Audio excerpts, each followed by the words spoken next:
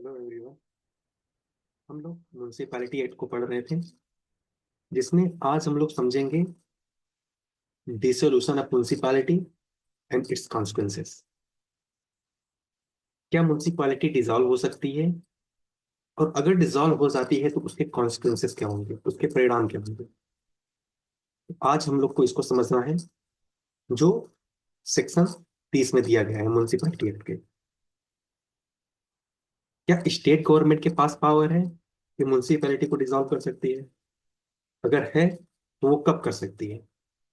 तो वही सेक्शन 30 बताता है कि स्टेट गवर्नमेंट के पास पावर कब है कि वो म्यूनसिपैलिटी को डिसॉल्व कर सकती है।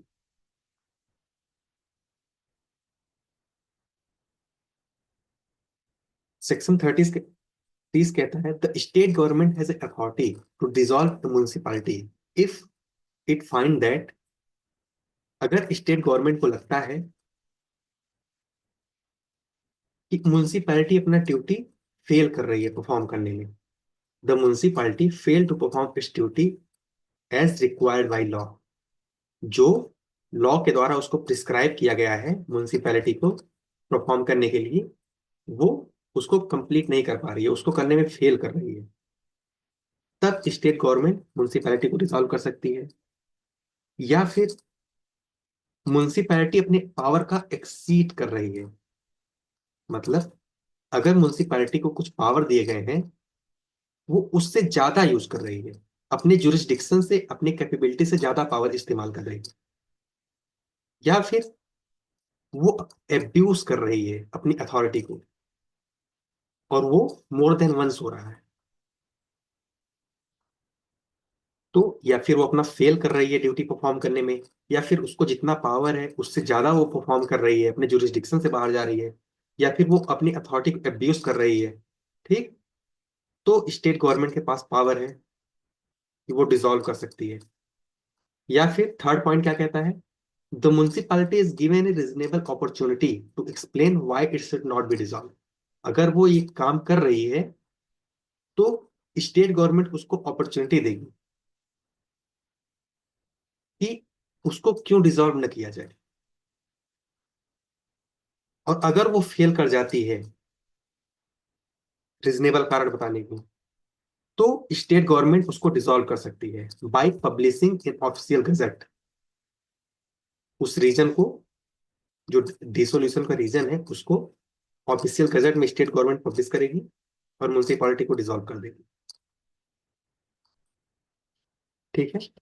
तो ये ग्राउंड थे जिसके म्यूनसिपैलिटी डिसॉल्व हो सकती है। अब सेक्शन 31A को देखते हैं, जो बताता है कॉन्सिक्वेंसेस ऑफ डिसोल्यूशन। अगर एक बार म्यूनसिपैलिटी डिसॉल्व हो जाती है तो फिर क्या परिणाम होंगे, वो ये सेक्शन बताता है। सबसे पहले, अगर स्टेट गवर्नमेंट डिसॉल्व करती है तो जो म्यूनिसिपल मेंबर होते हैं वो रिमूव हो जाते हैं। जो ये कहता है all member of the municipalities including the president must vacate the office on the specified date. जिस दिन से वो डिसॉल्व होती है ऑफिशियल गजट में पब्लिश कर दिया जाता है, उस दिन के बाद से जो मेंबर हैं, इंक्लूडिंग प्रेसिडेंट म्यूनिसिपैलिटी के, वो सब अपने ऑफिस को खाली कर देंगे। लेकिन उनके पास री इलेक्ट और री नॉमिनेट होने का पावर रहता है।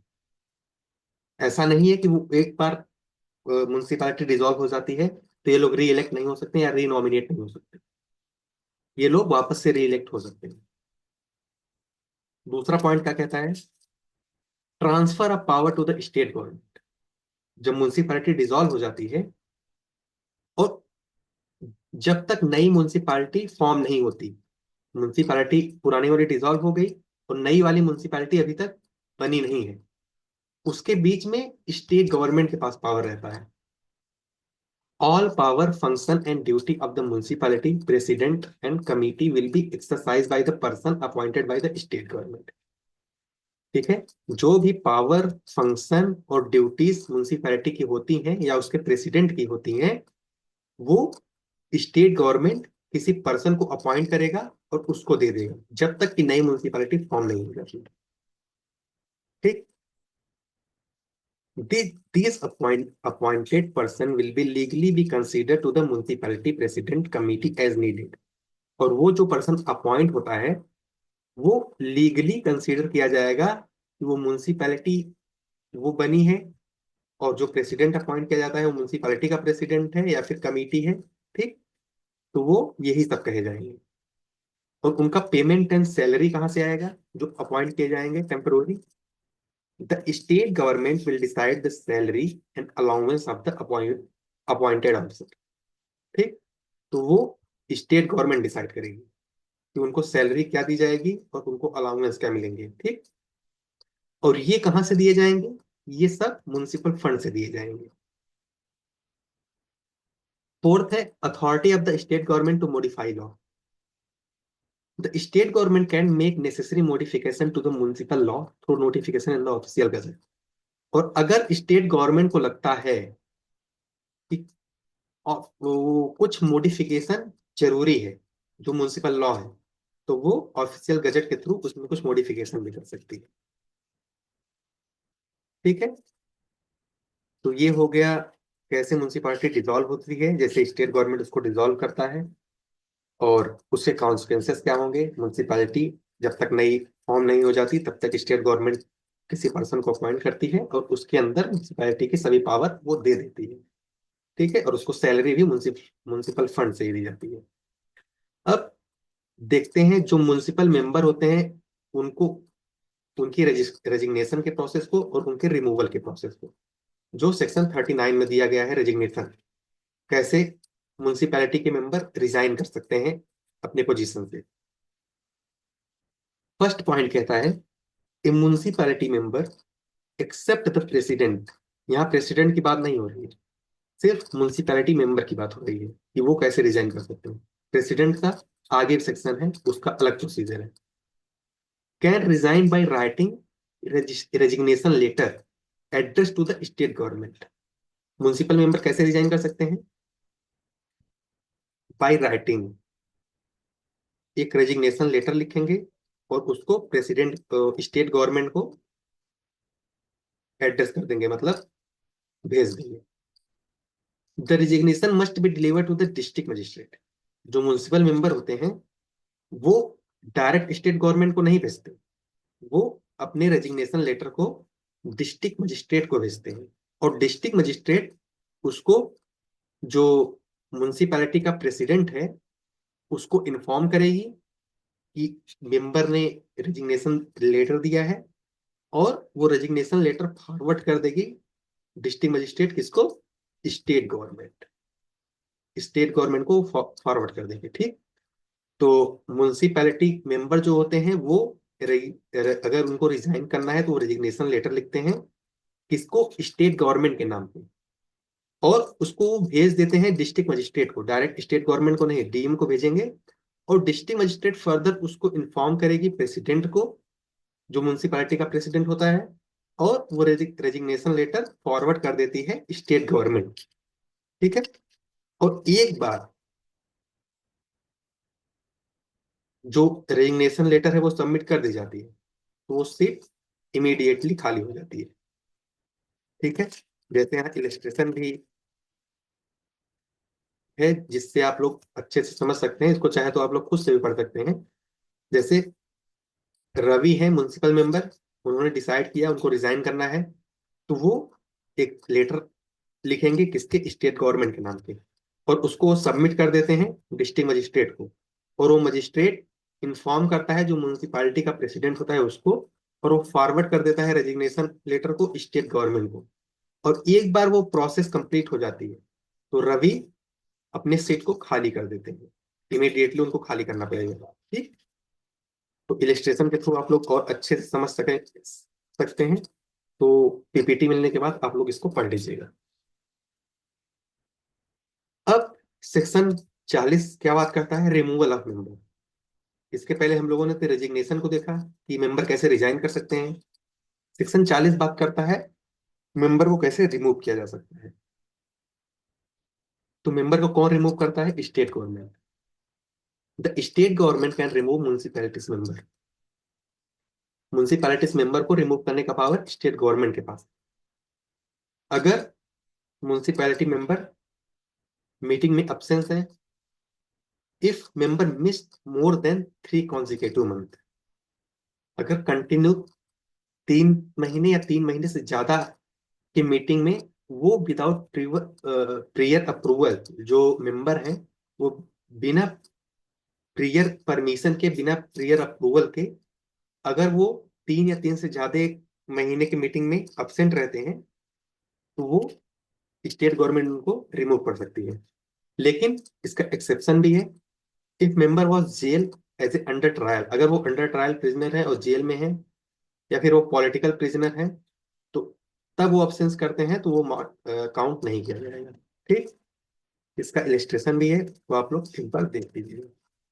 सेकंड है, अगर सेक्शन 12D और या फिर 13D में कोई डिस्क्वालिफिकेशन जो दिया गया है ग्राउंड, उस किसी ग्राउंड पे अगर ये लोग करते हैं तो मेंबर, तो स्टेट गवर्नमेंट के पास पावर है उसको रिमूव कर देती है, अगर वो इनलीगल डिस्क्वालिफ अगर वो लीगल डिस्क्वालिफिकेशन कोई आता है, ठीक है, तो भी वो रिमूव किए जा सकते हैं। थर्ड है, होल्डिंग ए अंडू शेयर और इंटरेस्ट इन म्युनिसिपल कॉन्ट्रैक्ट।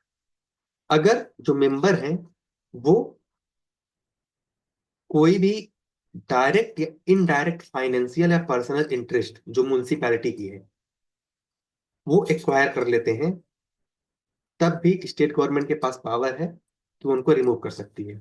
जैसे एग्जांपल के थ्रू देखिए, रमेश म्युनिसिपल मेंबर हैं, वो उनके पास एक कंस्ट्रक्शन कंपनी है, और जो म्युनिसिपैलिटी का कॉन्ट्रैक्ट है वो कंटिन्यू इस कंस्ट्रक्शन कंपनी को वो देते रहते हैं। ठीक, तो उससे इनको डायरेक्ट बेनिफिट मिलता है क्योंकि इनका इंटरेस्ट है इस कंस्ट्रक्शन कंपनी में। ठीक है, तो वो सिर्फ इसी को देते हैं, जिससे म्युनिसिपैलिटी को लॉस भी हो सकता है क्योंकि इनका सेल्फ इंटरेस्ट है। तो स्टेट गवर्नमेंट इस ग्राउंड पे भी रिमूव कर सकती है। या फिर अगर इन कन्फ्लिक्ट ऑफ इंटरेस्ट की बात आ जाए, जैसे कोई भी मेंबर है जो municipal, if a member act in a municipal matter where they or their partner has a direct or indirect personal interest, या फिर कोई मेंबर या फिर उसका पार्टनर कोई डायरेक्ट या इनडायरेक्ट पर्सनल इंटरेस्ट ले रहा हो म्युनिसिपल मैटर से, तो भी वो रिमूव किया जा सकता है स्टेट गवर्नमेंट के। ठीक है, जैसे एग्जाम्पल के थ्रू देखिए, सुनील एक म्युनिसिपल मेंबर है और एक लॉयर भी है। वो एक कंपनी को रिप्रेजेंट करते हैं जो जिसका डिस्प्यूट म्युनिसिपैलिटी से, और वो खुद म्युनिसिपल मेंबर है। ठीक है, और वो जिस जिस कंपनी का म्युनिसिपैलिटी के अगेंस्ट डिस्प्यूट है उसको रिप्रेजेंट भी कर रहे हैं, तो यहाँ कन्फ्लिक्ट ऑफ इंटरेस्ट हो रहा है, तो इस बेस पे भी उनको रिमूव किया जा सकता है। या फिर acting against the municipal as a legal practice, कोई म्युनिसिपैलिटी का मेंबर है और वो म्युनिसिपैलिटी के खिलाफ या फिर मतलब उसके म्युनिसिपैलिटी के अगेंस्ट जो मेंबर है उसके बिहाफ पे केस लड़ रहा है म्युनिसिपैलिटी का, तो भी उसको रिमूव किया जा सकता है। ठीक है, तो फिफ्थ ग्राउंड ये हो गया। और छठवां है, change of residence. If a member move out the municipal area they must resign with in 3 month. अगर कोई भी मेंबर है जो म्युनिसिपल एरिया में रहता था और अब वो नहीं रहता है, तो वो उसको उस म्युनिसिपैलिटी से 3 महीने के अंदर उसको रिजाइन करना होगा। और अगर वो रिजाइन नहीं करता है, if fail to resign the state government remove दे, तब उसको स्टेट गवर्नमेंट रिमूव कर सकती है। ठीक है, जैसे यहाँ एग्जांपल क्या है, कविता है। कविता थी एक म्युनिसिपल मेंबर, और वो परमानेंटली शिफ्ट हो जाती है अनदर सिटी में। लेकिन वो जिस सिटी में शिफ्ट उस सिटी में शिफ्ट होने के बाद भी जहाँ वो पहले रहती थी, वहां के म्युनिसिपल म्युनिसिपल मेंबर से वो रिजाइन नहीं करती। ठीक है, तो क्योंकि वो अब वहां नहीं रहती हैं और काफी टाइम हो गया है, 3 महीने से ज्यादा हो गया है। ठीक है, तो उनको रिमूव किया जा सकता है, उनको स्टेट गवर्नमेंट रिमूव कर सकती है। तो यही बात करता था। अब है प्रेसिडेंट मिसबिहेवियर और disorderly conduct in meeting, persistent misbehavior, sorry. If a member repeatedly disturb meeting अगर कोई मेंबर है वो कंटिन्यू जो मीटिंग है उसमें डिस्टरबेंस लेके आ रहा है, तो उसको रिमूव किया जा सकता है। और उनके बिहाफ पे जो डिस्टरबेंस कर रहे हैं, कंप्लेन प्रेसिडेंट या कोई और मेंबर लेके आता है, तो उनको रिमूव किया जा सकता है। ठीक है, अगर वो मीटिंग में कोई डिस्टरबेंस लेके आ रहे हैं तो। या फिर कोई अदर मिसकंडक्ट है, if the member committed misconduct in their role as a member president और वाइल एक्सरसाइजिंग म्युनिसिपल पावर। अगर वो कोई और मिसकंडक्ट कर रहे हैं ड्यूरिंग मेंबर हैं या फिर प्रेसिडेंट हैं, ठीक है, या फिर कोई और म्युनिसिपल पावर एक्सरसाइज कर रहे हैं, तो भी उनको रिमूव किया जा सकता है। ठीक है। अब सेक्शन 40 का सब क्लॉज 3 क्या कहता है?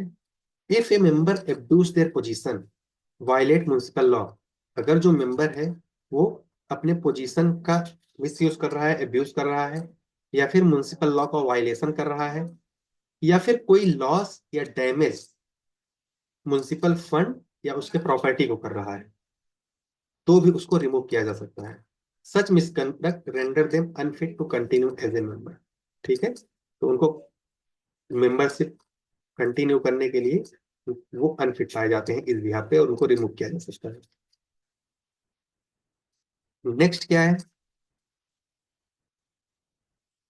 नेक्स्ट प्रोसेस ऑफ रिमूवल की बात करता है, जो सेक्शन 40 का सब क्लॉज 4 और सब क्लॉज 6 बताता है।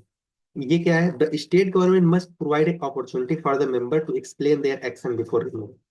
ये जितने भी ग्राउंड आप लोगों ने ऊपर पढ़े, स्टेट गवर्नमेंट उसको पाने के बाद, मतलब वो मिलने के बाद कंप्लेन, एक बार उनको अपॉर्चुनिटी देगी जो मेंबर, कि वो एक्सप्लेन करें कि उनको क्यों नहीं रिमूव किया जाना चाहिए और उन्होंने क्यों किया। और वो जो रीजन देंगे, अगर मतलब स्टेट गवर्नमेंट को लगता है कि रीजन उनका सफिशियंट नहीं है, तो उनको रिमूव कर देगी, अगर स्टेट गवर्नमेंट को सही लगता है। और उस रीजन को ऑफिशियल रिकॉर्ड भी करेगी। या फिर अगर स्टेट गवर्नमेंट को लगता है कि रीजनेबल कॉज है ऐसा करने का और रिमूव नहीं करना चाहिए, तो instead of removal the state government may issue a warning to the member. तो स्टेट गवर्नमेंट क्या करेगी? एक वार्निंग देके उनको छोड़ देगी। ठीक। तो अगर स्टेट गवर्नमेंट को उनका रीजन सही लगता है तो एक वार्निंग भी छोड़ सकती है, और नहीं तो उनको रिमूव भी कर सकती है। ठीक है, और उसका रीजन भी रिकॉर्ड करेगी। तो ये था म्युनिसिपैलिटी मेंबर को कैसे रिमूव किया जा सकता है और वो कैसे रिजाइन कर सकते हैं। ठीक है। नेक्स्ट है प्रेसिडेंट का, तो इसको हम लोग नेक्स्ट लेक्चर में देखेंगे। आज के लिए इतना ही। Thank you so much.